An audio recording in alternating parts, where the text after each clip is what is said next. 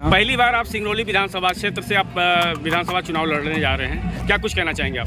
कई बार काम किए हैं, चुनाव तो पहली बार लड़ रहे हैं, लेकिन काम ऐसे कौन से कैंडिडेट होते हैं जो कई बार किए हों? जरा आप सामने ला करके देखिए, कोविड का वो दौर, एनसीएल में घोटाले का वो दौर, भ्रष्टाचार का वो दौर, तमाम चीजें विस्थापन में जिस प्रकार से साठगांठ, केवल और केवल सिंगरौली को लूटने का एक जो अड्डा बना लिया गया है। निश्चित तौर पर हमारे सिंगरौली वासी इन सब मुद्दों पर जागरूक हैं, जाति धर्म से ऊपर उठकर फैसला करने का निर्णय ले चुके हैं। और 3 दिसंबर को जब 17 तारीख को वोटिंग होगा, 3 दिसंबर को नतीजे आएंगे, तो देखिएगा कि किस प्रकार से यहाँ पर नतीजे आएंगे। सिंगरौली की जनता हर किसी को मौका देती है और इस बार अपने लिए खड़ी होगी, मुझे पूरा यकीन है। सिंगरौली विधानसभा सीट से आप चुनौती किसको मानते हैं? चुनौती हर व्यक्ति को मानना चाहिए।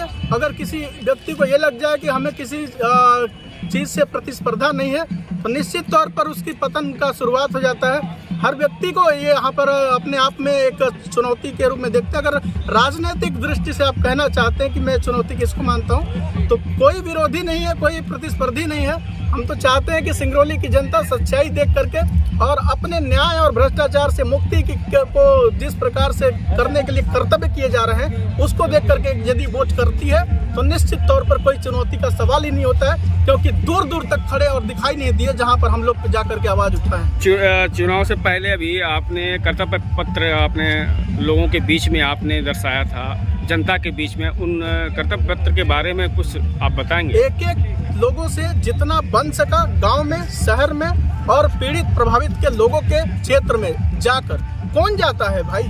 कोई नहीं जाता है। केवल चुनाव में नामांकन भरना और चुनावी रैलियां दो और भीड़, पैसे से बुलाई गई भीड़ जुटा करके लगता है कि हम सब कुछ कर लेंगे।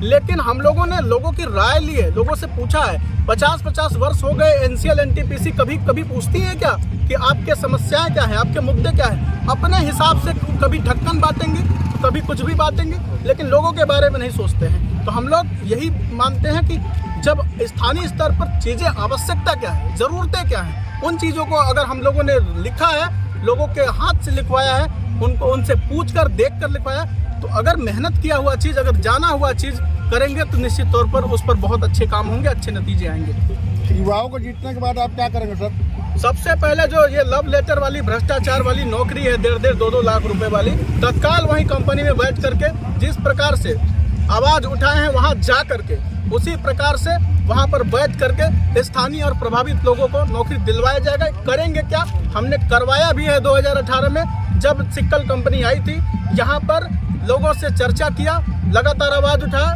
इसके बाद एक कलेक्टर साहब ने आदेश जारी किया था 1 जून 2018 को कि यहाँ पर स्थानीय स्तर पर लोगों को नौकरी मिलनी चाहिए, बार बार लव लेटर वाली परेशानी ना आए। लेकिन जैसे ही 100 लोगों की भर्ती होने लगी, किसी के पेट में दर्द होने लगा, मुझे विश्वास है कि वो सपने जो अधूरे रहे हैं, मौका मिलते ही 1-2 महीने के अंदर सभी लोगों के फ्री में, मुफ्त में नौकरी लगेगी, योग्य और काबिल और स्थानीय और प्रभावित लोगों को। ये मेरी सबसे पहले प्राथमिकता है। अब विस्थापित लोगों के लिए सर? विस्थापित निश्चित तौर पर, वो हम लोग भी वहाँ से उजड़े हुए हैं। कांग्रेस की सरकारों ने जिस प्रकार से उजाड़ करके हम लोगों को अंधेरे में उखाड़ करके फेंक दिया है, उसका वो दर्द आज तक झेल रहे हैं हम लोग। समय आते ही आपको दिखाया जाएगा कि विस्थापितों के लिए हम लोग कितना काम करेंगे। वो हमारे दिल में है, क्योंकि वो हम लोग उससे झेले हुए हैं।